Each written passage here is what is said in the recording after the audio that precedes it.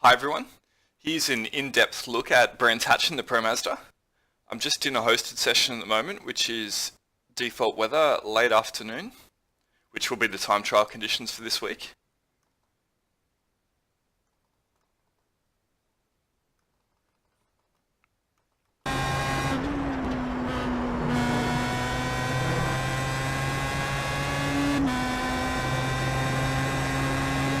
Now it's important to get a good run out of the last corner as it gives you a good run down the main straight and doesn't lose those few hundredths on the start of your main lap, which although seemingly insignificant can be quite important around here. This is a rather short track, so every tiny bit of time helps.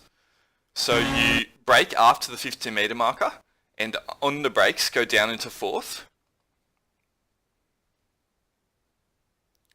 And then throw it in, but don't hit the inside apex curbing. So ideally you want to kind of turn in, but don't hit it, get close to it, but don't hit it as it launches the car. And then hard back on the throttle and push the car out to the outside of the track and bring it back in.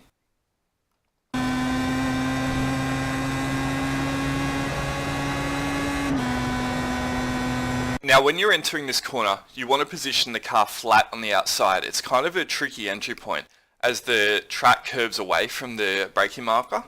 And what I was doing for quite a while is kind of gradually moving the car over to the outside, just as it's on the brakes and bringing it back in. But that makes it a bit more difficult to get the line into the first corner right, and I was quite often missing that inside apex.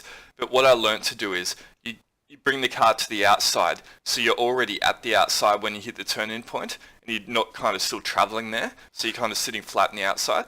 Then just slightly after the 50 metre marker, you slightly tap the brakes, and then bring the car hard into that inside apex before getting on the throttle, then letting it push wide out and over the outside curb. It's sort of a bit less important how close you get to that inside apex, but you need to carry the momentum there and carry it to the outside of the curb. If you're about half a metre further away from the inside apex, it's usually only about half a tenth, but ideally you want to get right in close to it on entry and push it out wide in one motion.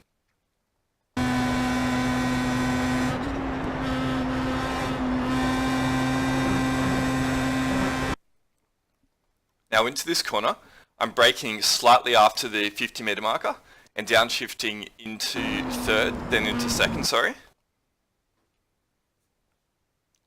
So you're wanting to take a bit of a late, like here you can brake slightly before it and then turn in early, but I'm kind of taking the more cutback approach into that right-hand corner.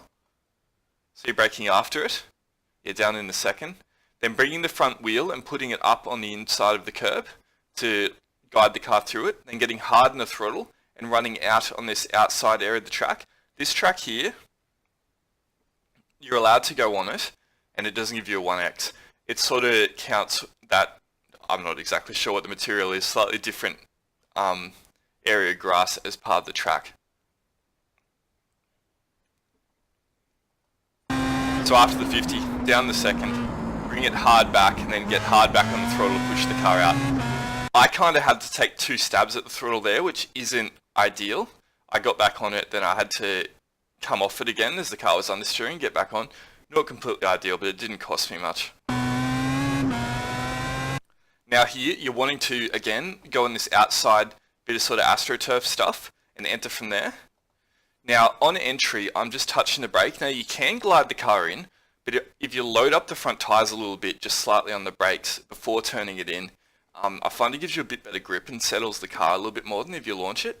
And it's important to really minimise your steering angle in here. You kind of got to be really tight. If you go slightly past the turning point and have to bring the car back in, it'll unsettle the rear end, especially with the minimal rear wing we're running around this track. So you're coming up to the corner, just slightly touching the brake to settle it, minimal steering input, hit that apex tightly, then push the car out to this outside AstroTurf using full throttle.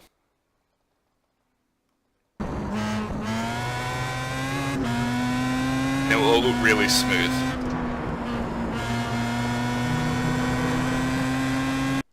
Now this is a corner up here I'm pretty inconsistent at. It's something I struggle to get right lap in, lap out, and is a major point of time lost around here. So you're entering from wide on the outside. After the 50 metre marker, you're braking and down 2 gears. You want to get it quickly down to third because you need third for the acceleration out. However, with the Pro Mazda's kind of dated gearbox, downshifting twice does kind of unsettle a little bit depending on the balance and make it understeer. So you want to get that done quickly before you're turning in. And after that, bring the front end towards a late apex and up on this white inside line near the inside apex without touching that inside curb. If you touch the inside curb, it'll launch you. And ideally, you don't want to get up on the outside curb either. So you kind of got to pick that really tight line through there. And when the car's moving around a lot as it does through there, it is hard to get consistent. It takes quite a bit of practice. But down 2 gears quickly. It's the inside apex and power out.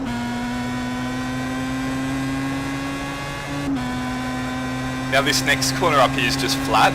I'm taking a wide line, the late apex, just to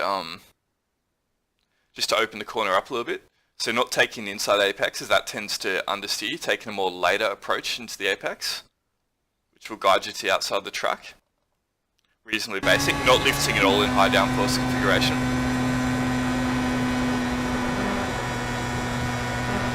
Okay, now this is another tricky corner here. Now you're turning in just before the 50-meter marker, and that's also when you're braking. So you got to brake. So as you see there, braking and turning in happen at the same time. And you've got to carry the momentum up over this inside curb here. And then slam the throttle on hard and push it out wide. You've got to use this outside runoff area as more of a part of the track. And that's kind of where you gather momentum and slingshot the car back onto the track for the next apex.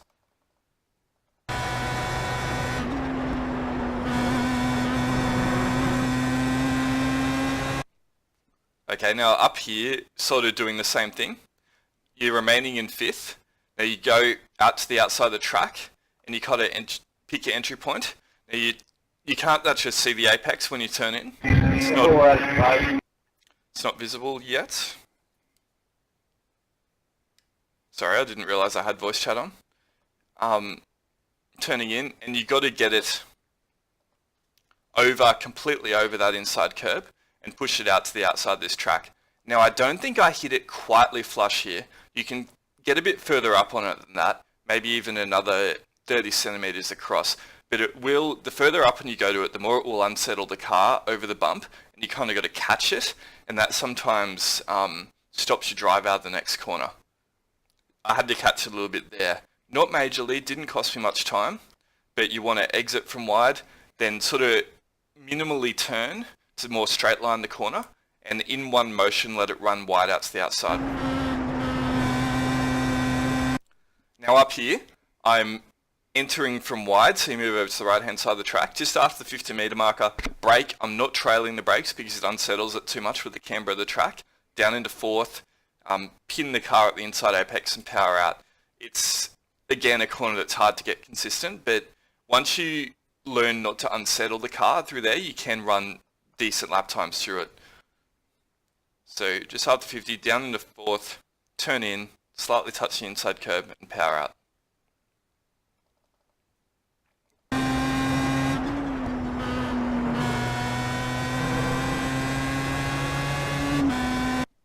Now back to this vital final corner.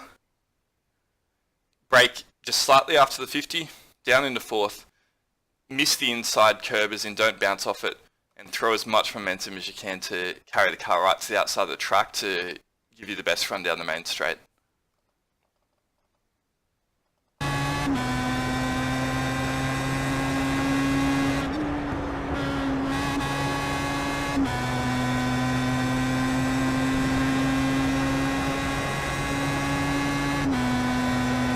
And that's the lap. This track requires, it's funny, you can get to within a few tenths of your limit fairly quickly, but those last few tenths and finding the absolute perfect braking markers and lines through the corner take a large amount more practice than just getting near your limit. So the final 3 tenths probably takes, I don't know, 4 to 5 times as long as getting within 3 tenths of your limit.